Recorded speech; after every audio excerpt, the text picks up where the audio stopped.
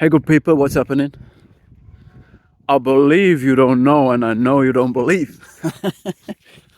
No, I'm just talking about reality today, right?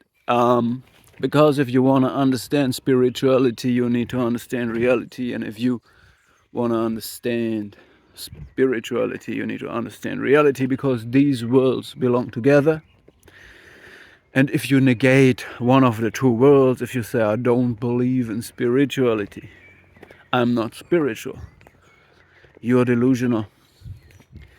If you say, I don't believe in reality, I only live in the spirit, then you're dead or delusional. All right, let's get into it. Let me first talk about reality. See, we're living in a 3D world with physical bodies that can collide. Everybody has its own space. Everything occupies its own space. And when I see a wall, I can't walk through the wall. When I see a rock, I know my foot will hurt when I kick that rock.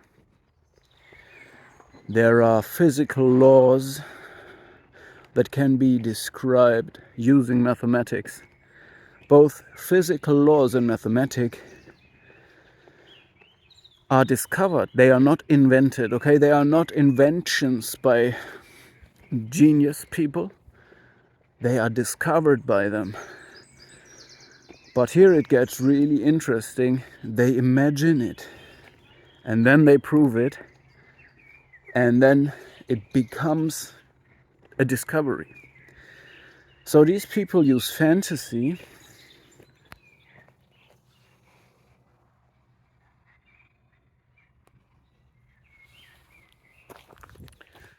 to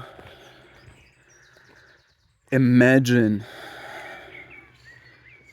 equations, mathematical equations and relations and physical laws. And then when they can prove it and describe the world with them, then they have discovered something, right? But they did not invent it, okay? If you invent something, then it is fantasy. It has nothing to do with the reality around you, okay? When you discover something, we could say you find a spiritual description for reality, because whatever you imagine or whatever you find with your mind, what is in your mind, in that simulation of your consciousness, is spirit. And your mind is spirit. Your mind is spirit. Your consciousness is spirit. Why? Because if you see a tree, if you see a rock, if you see a stone, if you see anything and you call it by a name, you say there is a house, there is a tree. The thing in your consciousness is not the same thing as what you see. So the tree that I see, I call this one a tree. I call this a tree. I call this a tree. I call all these things a tree, and I summon my understanding of what it is in my mind. But that what there is a completely unique, individual thing. But I say, oh, it's a tree. And I even can say it's this kind of tree, okay? It's a pine tree, and it's exactly this sort. And, but the DNA of each tree is a little bit different. Everything is different. It's all individuals, okay? So around us are endless individuals. Endless. Everything is individual. Each stone is individual, okay? But I call it stone. It's all stones. No, it's not all the same. I'm saying, man, anything in the consciousness is spirit. This is why dreams are sometimes indistinguishable from reality, and reality indistinguishable from dreams. It's the same thing. And when you go into a deprivation tank, you will get visions and hallucinations. When you are sick, when you take drugs, you can get visions and hallucinations.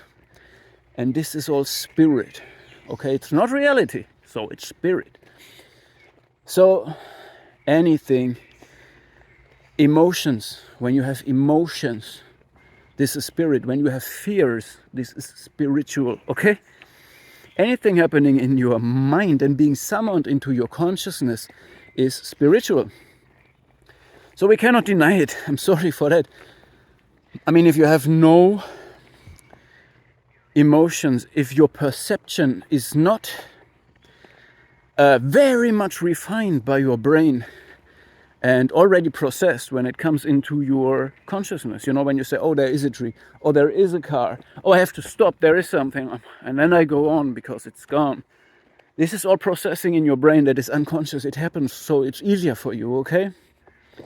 Otherwise, we wouldn't be able to react quick enough and understand the way we go. You know, we can act in real time and do everything to survive because our brain actually simplifies the world around us. You know, everything is, and this is also why these deceptions work with optical deceptions and stuff like that, okay? Because our brain does many things for us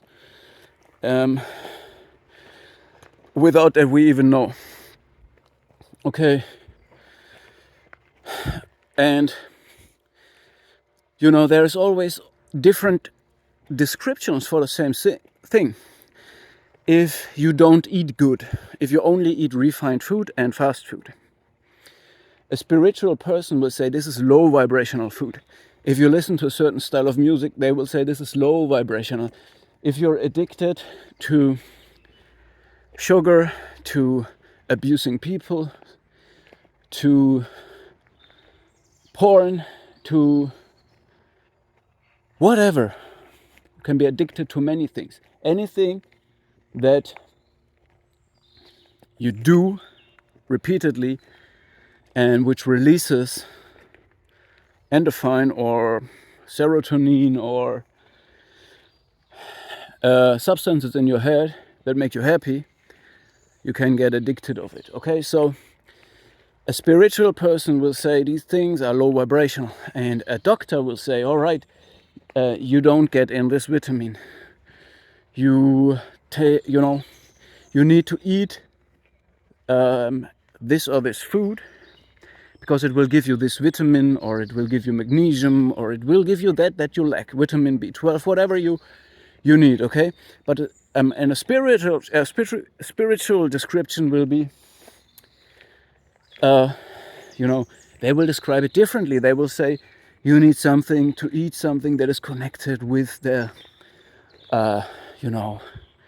with a fire spirit or something, like in the Ayurveda, it's Vata, Pitta, Kapha, these things, something that is more with earth, something is more connected to water, and you when you have this problem, you need to eat this. But the result will be the same.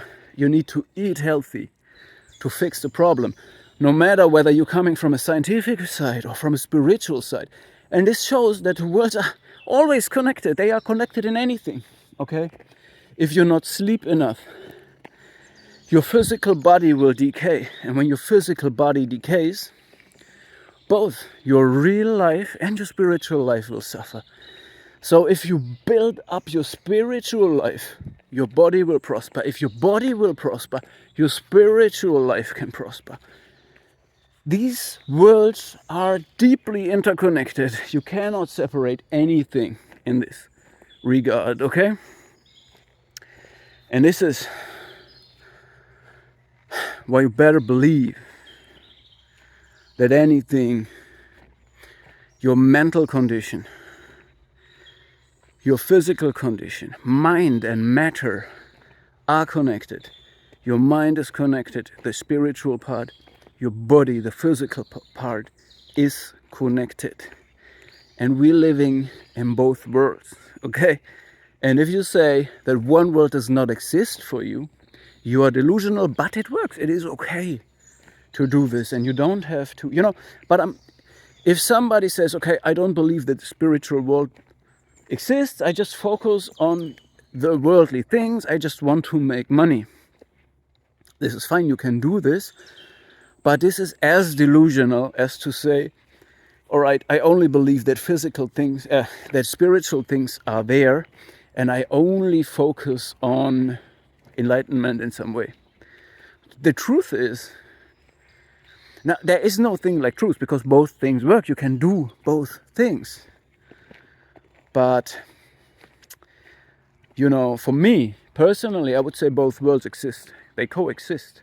They influence each other. If you, again, I believe that you can manifest in the 3D physical world by cleaning your spirit, all right? And you can also, both worlds influence each other. If you take care for your physical body will help you to enter in the spirit, When you eat good, when you fasten from time to time, you just leave away certain things.